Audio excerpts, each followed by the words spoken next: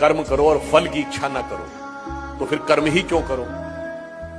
परंतु ये जानते क्यों आता है? जब आपकी छोटी सूक्ष्म दृष्टि होती, हल्की दृष्टि होती, तो आपको लगता है कर्म करने से मुझे कुछ प्राप्त हो। जब विराट दृष्टि होती है तो निष्काम कर्म का भाव स्वतः उत्पन्न हो जाता है। अब मैं आपसे पूछूं कि हम सब यहां बैठे हुए हैं, हम अपने शरीर को एक यूनिट मान लें और इससे माइक्रो लेवल पे बढ़े और फिर मैक्रो लेवल पे बढ़े। माइक्रो लेवल पे आए तो हमारा शरीर भिन्न भिन्न तंत्र से मिलकर बना है। Respiratory system, digestive system, circulatory system.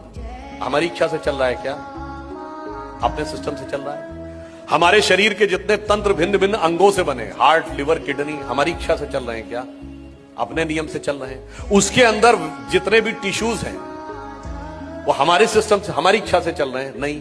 उसके अंदर सेल्स के अंदर प्रोटोप्लाज्म के अंदर होने वाले chemical reactions, cellular microbiological reactions, उसके अंदर बनने वाले मॉलिक्यूल्स एटम्स के साथ डिस्ट्रीब्यूट होकर, और एटम के अंदर एक इलेक्ट्रॉन और उसके तरफ चारों तरफ घूमते प्रोटॉन, इसमें से कौन हमारी इच्छा से चल रहा है?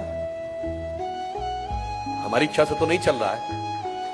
अब आइए आप विराट पे, हम खड़े हैं, इस धरती पे खड़े हैं। धरती का इकोलॉजिकल सिस्टम हमारी इच्छा से चल रहा है।